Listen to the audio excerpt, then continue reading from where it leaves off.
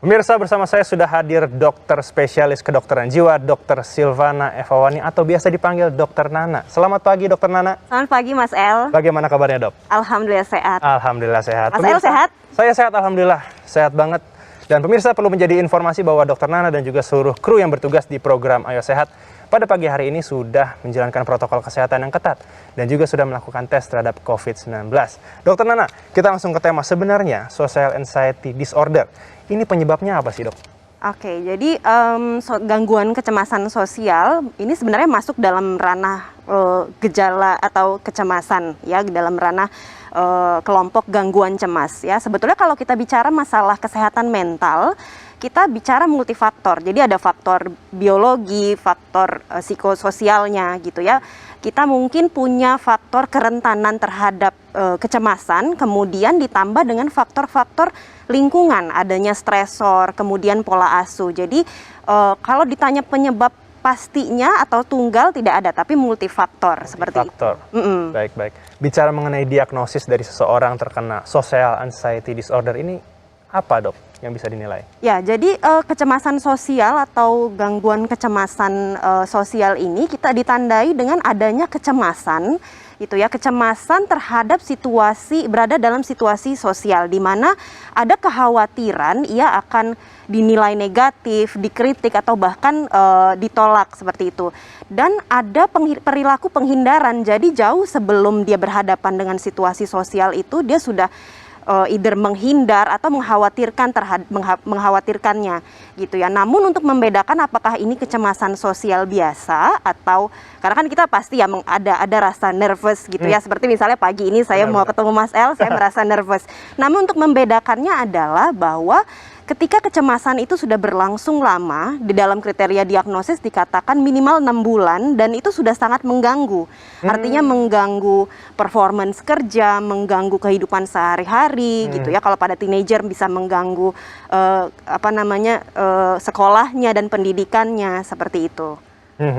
Kalau misalnya bicara mengenai usia dari seseorang biasa terkena gangguan kecemasan sosial, itu rata-rata di umur berapa, Dok? Ya, yang menarik adalah dari penelitian-penelitian yang ke belakang ini bahwa tren kecemasan, gangguan kecemasan sosial ini mulai dari usia muda.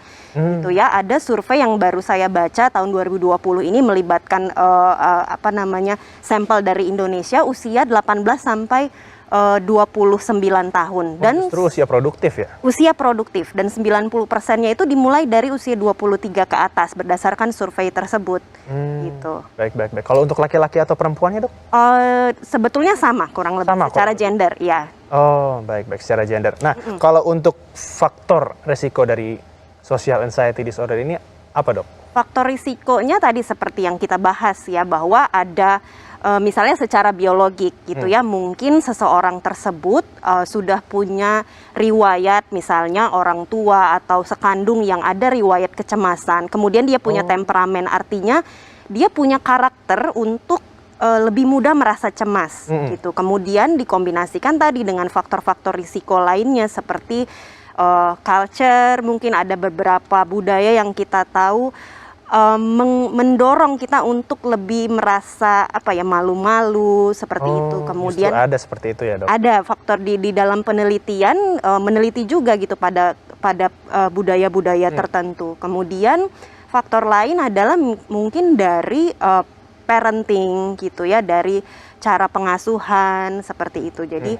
ada faktor, kita lihat dari faktor biologis, dari faktor psikososialnya juga, dan faktor lingkungan yang berperan. Jadi kapan sebenarnya kita harus mulai istilahnya berkonsultasi dengan dokter? Oke, yang menarik adalah dari selama ini bahwa ternyata ketika seseorang mengalami gangguan kecemasan sosial, biasanya dia itu takes rata-rata hampir 10 tahun mengalami, baru akhirnya dia konsultasi. Oh, justru sudah lama gitu ya? Ya, seringnya seperti itu karena kendalanya adalah orang tuh cenderung berpikir kecemasan sosial itu bagian dari kepribadian dan tidak diubah gitu. Sehingga meskipun sudah berlangsung bertahun-tahun dan sudah sangat mengganggu, jadi dia terlalu hesitate untuk konsultasi. Jadi kalau Mas El tanya kapan sebaiknya kita konsultasi, kita pikir kapanpun.